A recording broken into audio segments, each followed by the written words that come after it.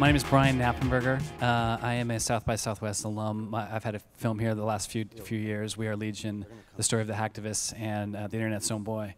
So Janet, thank you. Janet asked me to moderate today, so I'd like to just bring up Alex Winter. Oh. And some other special guests, right? Great, yeah. Hi there. Lyn Ulbricht, come on out. Why don't you take this?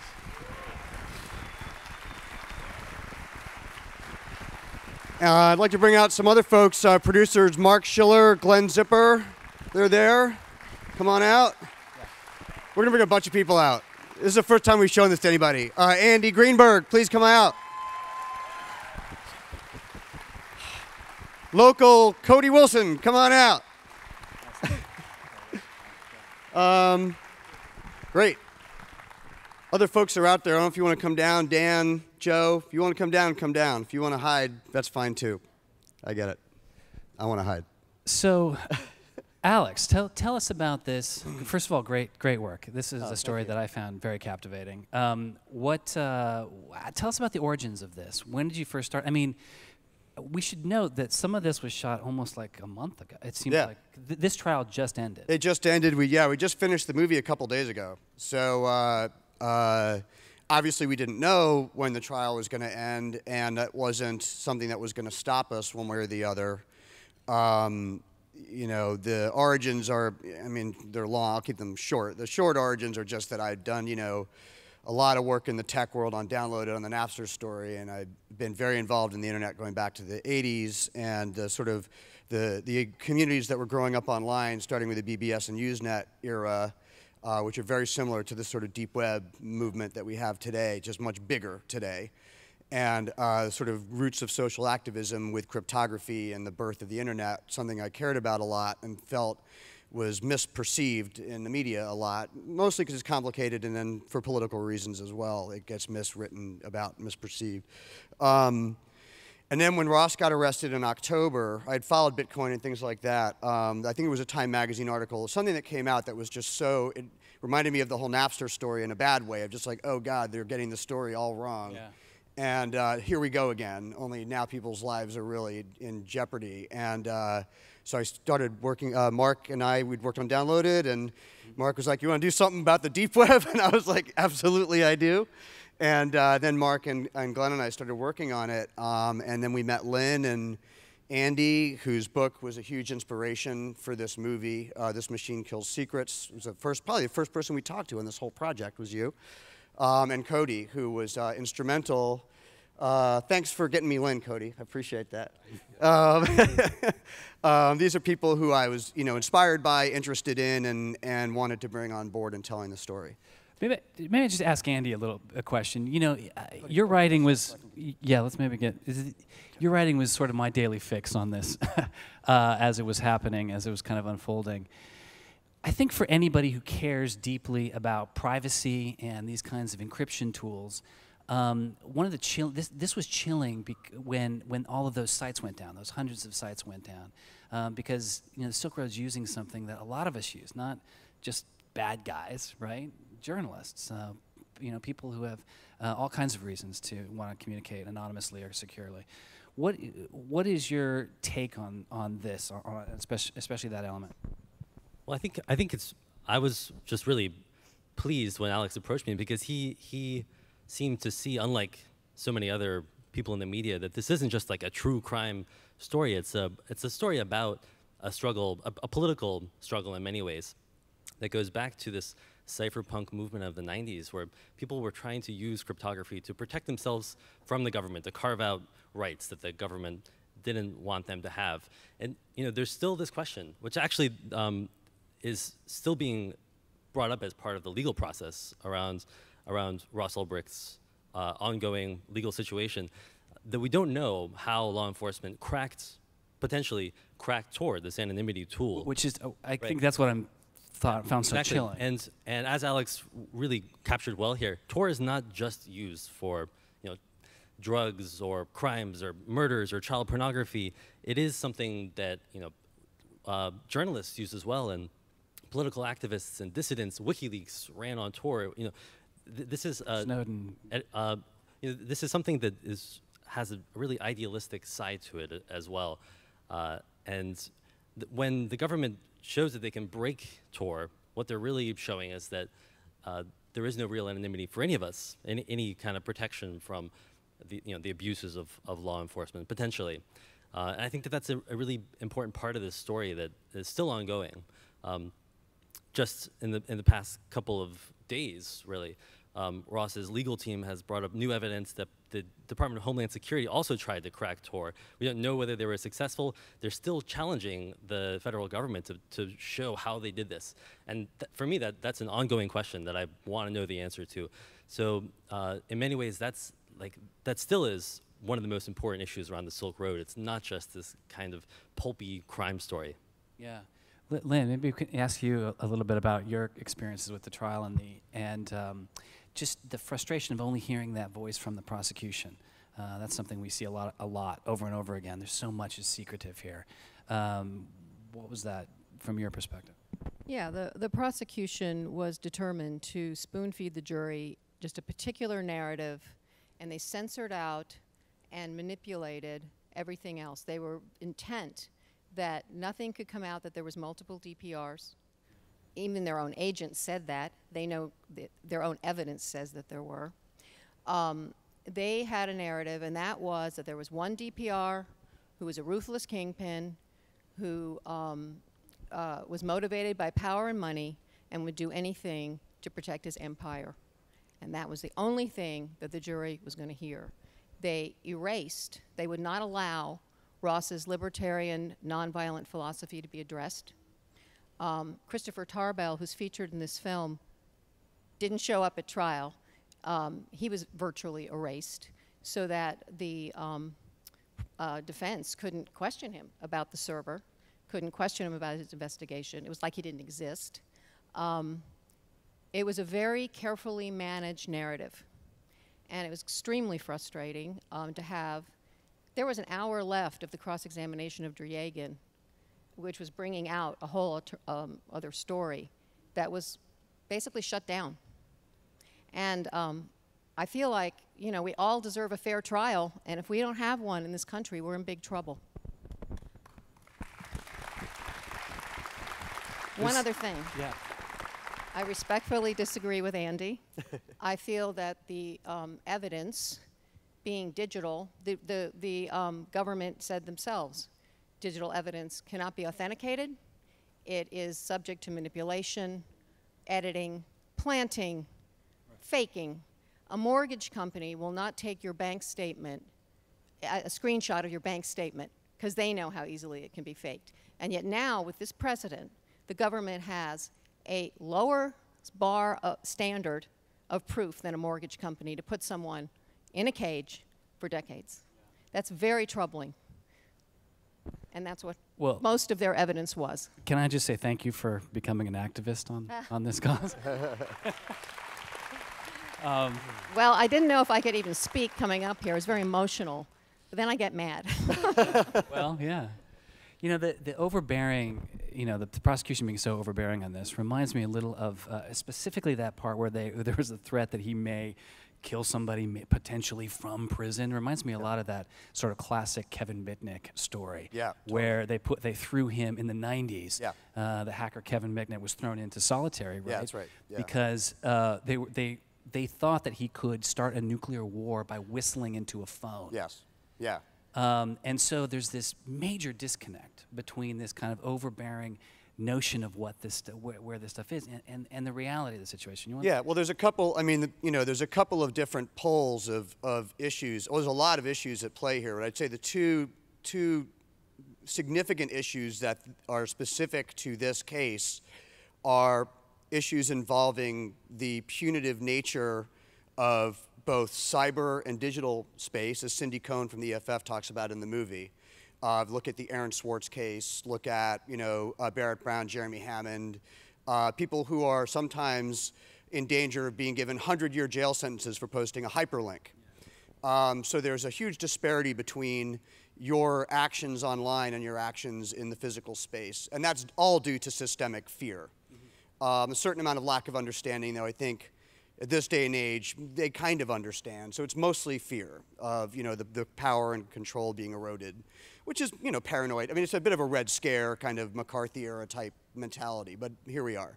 And then on the other side, you have the drug war component, which is, you know, as Neil talks about in the movie, millions and millions and millions and millions of mostly minority, non-violent offenders who are for profit being socked away into the prison system. And what's happening, the internet is allowing, you know, like the proposition that just passed in California, it's allowing these movements to change policy, which is terrifying to a lot of people in power. Ross happens to be caught bang in the middle of both of those issues.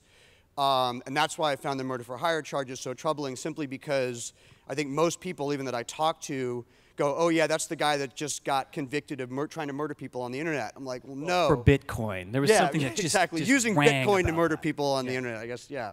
Like Odd Job killing people with his hat. For the old people in the audience. I mean, and that's troubling because, you know, I was in the courtroom and there were no, he wasn't being charged for murder. You know, if he gets a life sentence or something, whatever he gets in May, which may be quite high, hopefully it won't be, it will be mandatory minimums based mostly on drug laws that are highly punitive, nonviolent offenses, and cyber laws that were broken. That could put him away for the rest of his life. He's just caught in this, in this terrible sort of, you know, storm. Yeah, he's right in the middle of a perfect storm. Yeah, well, we should, I think there's going to be some questions. So if anybody has a question, come up to there's microphones. Do you think the judge was bought off? And is there any question that she could not be? I mean, how could she not be? Well, you know, bought off, I don't know. She makes a decent salary. You know, I think that, you know, in all honesty, you're dealing, you know, you can do some research, and there's a certain amount of this I want to be careful about what I say just because he hasn't been sentenced yet, so I don't really want to be flinging mud in the judge's face. But you could, you know, you could research that online, find out some stuff. Fairly easily. Next question? Yeah. I'll go over here. So my question is for Lyn. I assume you're going to fight this as long as you're physically able to. Can you tell me about the appeals process, and not just like if there needs to be more than one appeal? Like how does that go? Yeah, we are going to appeal, and Ross's attorney said there are a very strong case for appeal. Some of them have been addressed, and it typically happens about a year after sentencing. It's in front of 3 appellate judges. It doesn't judge the facts of the case as much as whether the law was properly administered. And we're hoping and praying that Ross will win an appeal. I also want to say something really quick about this murder thing. The film you saw at the very end of the clip, at the very end, that was taken the day before DPR allegedly planned a hit. If you can imagine that person who wants to make a positive impact on humanity, the next day saying he wants to kill or whatever, the exact dialogue, I am positive that Ross did not do these things, that he did not write these things. And everyone who knows him personally will say the same thing. So I'm not a legal person, but if you believe the government committed a crime, can you sue the government for violating Fourth Amendment rights? Well, and as Andy was saying, you know, there's a lot of people trying to find out what happened to how the servers were obtained, so or found. So I don't think anyone's sort of sitting this one out. I think that they want it to go away, but I don't think it will go away. People have a lot of different, you know, ideas about what happened, but I don't think we'll see that issue completely go away. Well, maybe we should talk about just that Fourth Amendment issue. You know, this is a big deal, and it comes up time and time again. And the question is, where did this evidence come from? And that's a pretty important question, because this is the Fourth Amendment of the Constitution. I mean, just to be clear, like, you're not allowed to search an American's computer without a warrant. And the prosecutors have essentially admitted that the FBI did not have a warrant. They somehow broke into the Silk Road server. They later said, well, it's okay, we did that without a warrant because it was in a foreign country. But because of Tor, they didn't know that it was in a foreign country. They eventually managed to kind of catch Ross in this catch-22 essentially, that they said, well, he's not even claiming that it's his server, so how could we have violated his privacy? And because he would incriminate himself potentially by saying, yes, this is my server, he wasn't able to do that. So they sort of seem to have gotten away with murder here. By all appearances, have all but admitted that they hacked into a server that had lots of Americans' data without a warrant, and nobody is basically allowed to ask any more questions about it. I mean, here we are asking questions, but I mean, in a legal sense, that question has been resolved, and Ross has been convicted without a hearing, without a public hearing about this really vital issue. It's just ridiculous. Yeah. Hi, I was wondering, I don't remember it being addressed in the film, but did Ross make any money off of running the Silk Road? Well, again, exactly what we know and don't know is really hard to ascertain. There was Bitcoin found on Ross's laptop. There's a lot of speculation, or there's been a lot of protestation about what is or isn't Ross's on the laptop. That's part of the problem with the way the case went, is it's very hard to determine what is or isn't the facts that we have in front of us. So, there are claims that there were like $18 million worth of Bitcoin in a wallet on his laptop.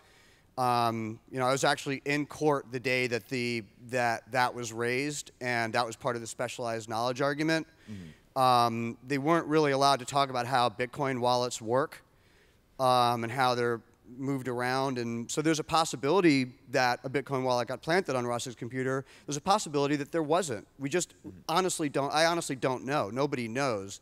To me, having been in the courtroom, what was frustrating was just the inability to play out these questions. There was no one got to ask any questions. So we never really got to find out answers to things like that. The thing that was a little disturbing about being in the courtroom, knowing as much about Bitcoin as I do, which is more than most people, and it's insanely complicated, is that there was just no attempt at explaining the complexities of encryption technology or Bitcoin technology to the jury. The jury didn't have any idea what was going on. I mean, they just were, they were stone-faced with complete and utter confusion. And so you would just sat there and and to be fair, I mean, the prosecution did a good job. That's their job, right? Their job is to come out and say, bam, bam, bam, and to make a case and to play the game their way. But you expect the defense to be able to come back and do the same thing. Mm-hmm. That didn't happen. And so what was sort of laid out was this idea that, well, Bitcoin's actually very simple. And what we have is this Bitcoin ledger, and it's just like a bank statement. And it's as simple as that. Next. And I just sat there thinking, well, it's really not. It's really anything but that simple. And another thing is they blocked the defense's Bitcoin witness who could have come and explained that. And another thing is prosecutors actually have a standard of ethics where they're not supposed to do that their job is to find the truth, not to get a conviction. Glenn, you're a prosecutor, is that true? That is in their code of ethics, supposedly. A long time ago. You were right. Yes, but there's all kinds of incentives to bring it. Well, I'm not saying that's what they do. I'm just saying that's not their job description. Right, that's true. Supposedly. Yeah. I can't remember what side we were on. Yeah, sorry. Hey, so first of all, thanks a lot for making this movie. I look forward to finding out more about the specifics. But as someone who came here for the tech conference and who's done the entrepreneur learn to code kind of thing, I see a disparity between the character you portrayed and then of Ross and his kind of just small technical background, along with these other leaders of the deep web movement who are clearly have been coding every day since they were 5 years old. So I'm not sure if this is for Alex or Andy or Lyn, but could you give a little light or point me to where I could already find out about his background? Could he have actually done this stuff alone? Is that an important part of the question, whether there was a more technical senior admin who facilitated this kind of stuff? Well, there's a lot of, if you dig into this story, there's a lot of people. I think one of the main things, this is something we went through in the Napster story, one of the main things that happen in tech stories that gets confused is that, we like narratives around one person. We like the idea that we can go this guy X did this thing, whether it's Zuckerberg or Fanning or Ross. And as you know, if you're in tech, tech doesn't work that way. Tech is a hive-oriented enterprise, and it requires sort of the mentality and the interaction of a group. It's very rare that any large-scale technical enterprise is run or even created by a single individual. Napster was created by about 11 or 12 individuals. You know, it was like a band. Each person took credit. You know, yeah, I'm Napster, but it really wasn't one person. And one of the first anomalies I found when I started researching the Silk Road was that there were a lot of people running the Silk Road. There were a lot of people who were involved in building the Silk Road.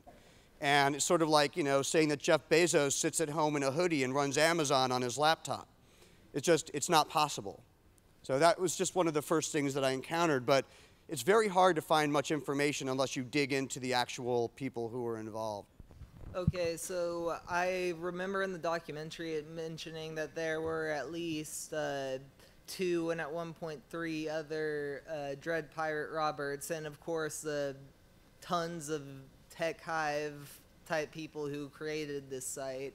And with Ross's libertarian viewpoint and peaceful, at least it sounded, philosophy, the strong likelihood that he did not put out the hit and then it was one of the other people in the site, did Ross communicate with these founders all over the anonymity of Tor, or like did he ever meet with them in person where he might actually know who yeah, these people didn't know who each other were. I mean, there's allegations that the core administrator had identities of like the main moderators, but again, a lot of this is hard to get verification for because you're dealing with an entire infrastructure that was based on anonymity within a hidden service using encryption and an anonymous currency. So it wasn't like Fred's calling Joe and saying, hey, we're going to do blah, blah, blah.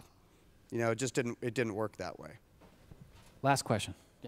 So speaking to what Lyn said about the role of the prosecution, I was just wondering, and I'm not sure if you can do that, you know, within the U.S. legal system. Did you attempt to get the prosecutor on the movie, or get some kind of a response to the various handling of the evidence? Yeah, no. I mean, they all say no. I've been, you know, the first people I went after was Schumer, Preet Bharara, Turner. I mean, all of the. I mean, it was the very first. That was the very first group of people I went after when we started making the movie, and we spent a year and a half relentlessly trying to get them on camera, and they all said no. You know, FBI, you know, I had Chris Tarbell's number. I was calling his office, you know. They all said no. That's part of the problem. I mean, if this is an example, right, which clearly it is, what are we at here? Why don't we know their side of the story? So, anyway, thank you very much. Thank you, Brian. Thanks everybody. Thanks to all of you. Thank you for coming. Thank you.